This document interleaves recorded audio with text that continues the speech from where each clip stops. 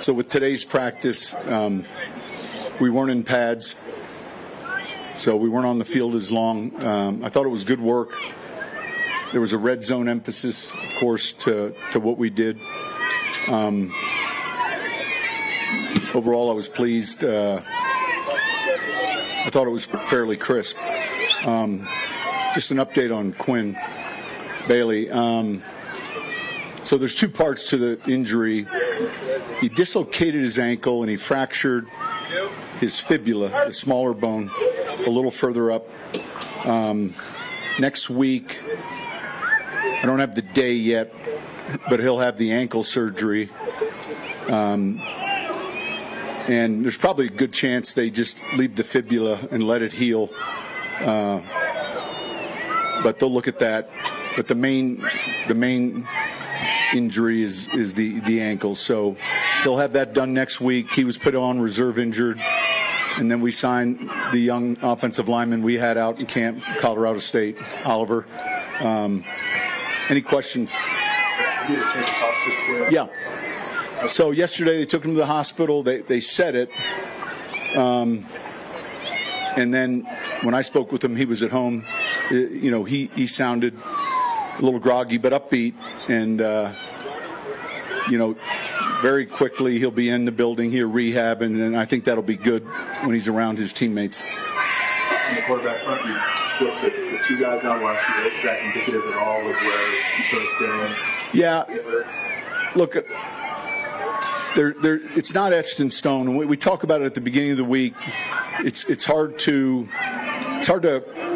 rotate three through the first group. All three of them, I thought, had a good day today. We'll see how Saturday goes. Saturday, we're going to have a little bit more of a different type of practice. It's not going to be a scrimmage, but there's going to be like three phases, special teams mixed in, move the ball, if you will. And we haven't met on that relative to the reps in the rotation. And then Sunday, then we'll map out the plan for the week leading up to Indianapolis. So that's kind of where we're at.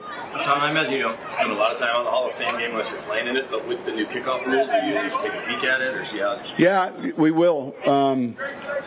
Everyone will, I'm sure, just to see.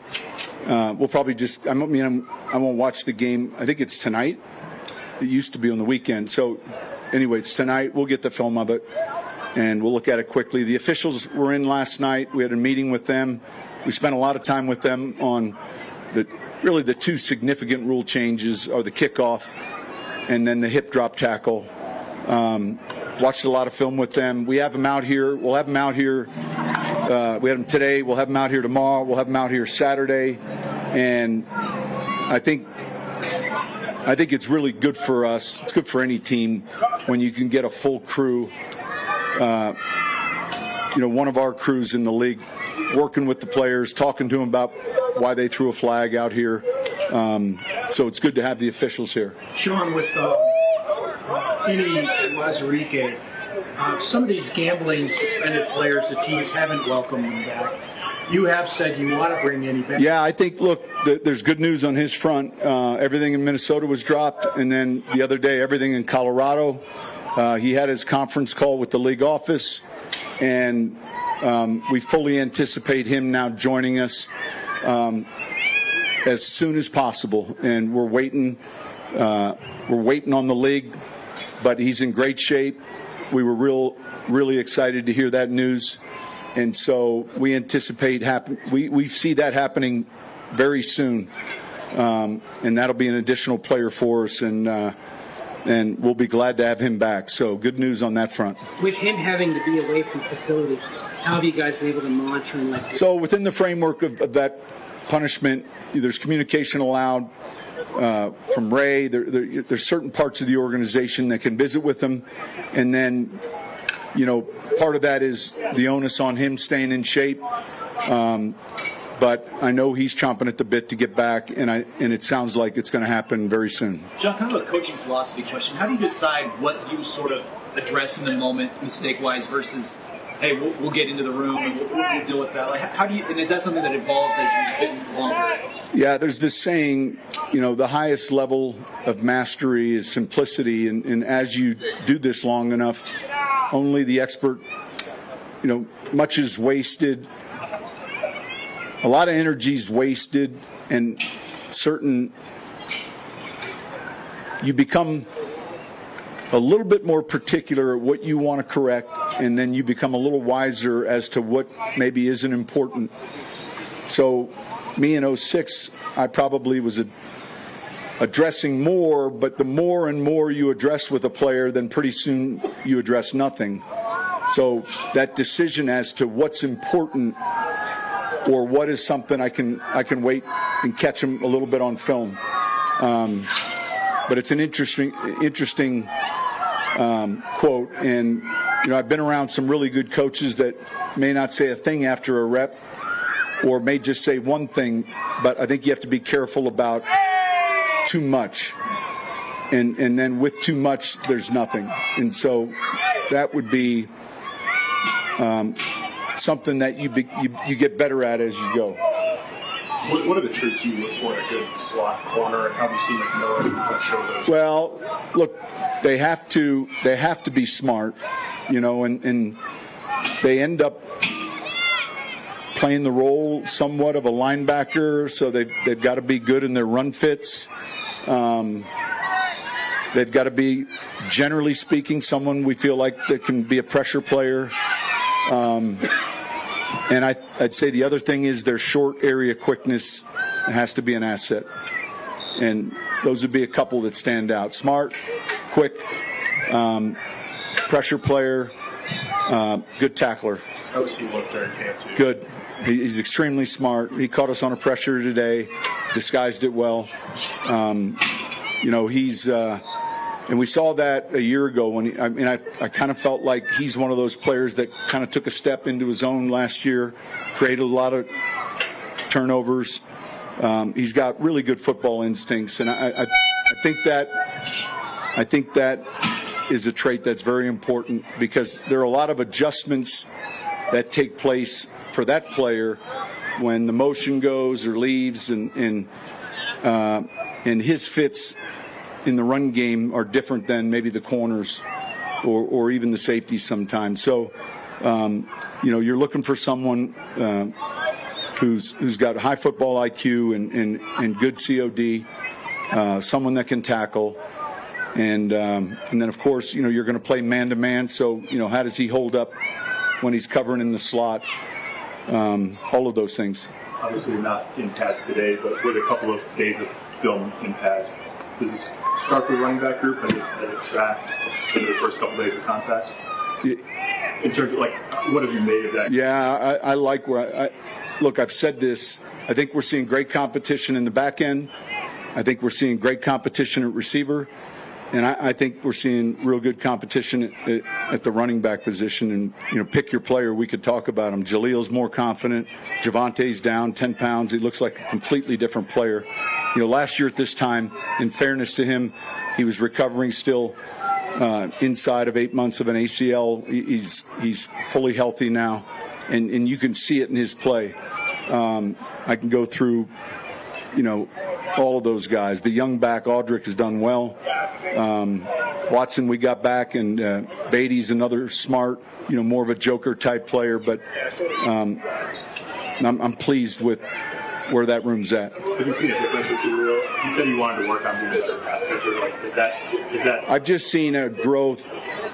That look, when you're undrafted, I think I can play here, and then you have some success. Yeah, I can play here, and then in year two, it's like, man, I expect to play well here. You can just feel that with him.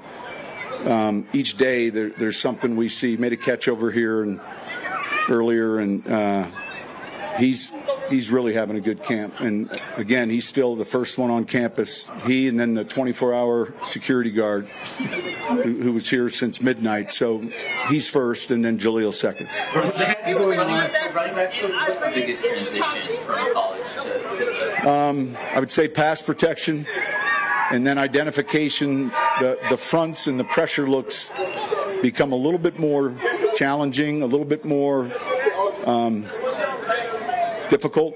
So pass protection is one, and then I think ball security is one, because at this level there's such an emphasis at taking the ball away, and then you begin to identify, what type of runner are you going to be? They're not all going to be the same. So I do think there's a change, and the first thing that comes to my mind is the protection. Specific to Jaleel, he talked about it, and Joe Lombardi talked about how he had to grow in pass pro. So after a few days in pads, how has his technique manifested in pass? Good. And look, this gets back to the discussion of Dulcich blocking power. I don't want to be in a game where he's having to fit up 4 times on a linebacker rush, but he's going to have to periodically. We might be in 2-minute offense, and he's got to handle the pickup. And so there'll be a number of times where he's going to get a free release and he's going to be out. But it can't always be. In other words, we can't have that self-scout where when he's in, he's always out. Because they can then scheme that. But I do think he certainly understands his limitations relative to his frame. And then how do you take advantage of that? You want to take on the block at the line of scrimmage where the linemen are to your right and left. The deeper you take it on, the more of a two-way go the rusher has. But if you can take it on early, you kind of have a fence working for you. And he's a real smart player. Coming from a small school, he picks things up very quickly. Sean, when you do have a younger team, how important is it to have someone like Sutton? Yeah, look, just pick a few of these guys, Singleton, Sutton. I can name a few veteran guys. There's always a mix, and that mix is healthy. And the most important thing I think you can provide a young player is the veteran who's in front of them. I use this example. My first NFL job in Philadelphia, Irving Fryer was one of the receivers, and he was so good at his practice habits and how he prepared that any new player, Troy Franklin, Bailey, that came into the program is watching Cortland prepare. And that can be a real plus, but it also can be a negative if you don't have that type of individual. We tend to model who we're following, and so I think he's clearly one of our leaders, and is really good for the younger players to see, what he's doing, what Tim's doing, Reynolds. We have a few veteran receivers, and it's real good when the younger players have that kind of bar to see relative to preparation. I think it helps a lot. Thank you, Coach. Thank you, guys. Thank you.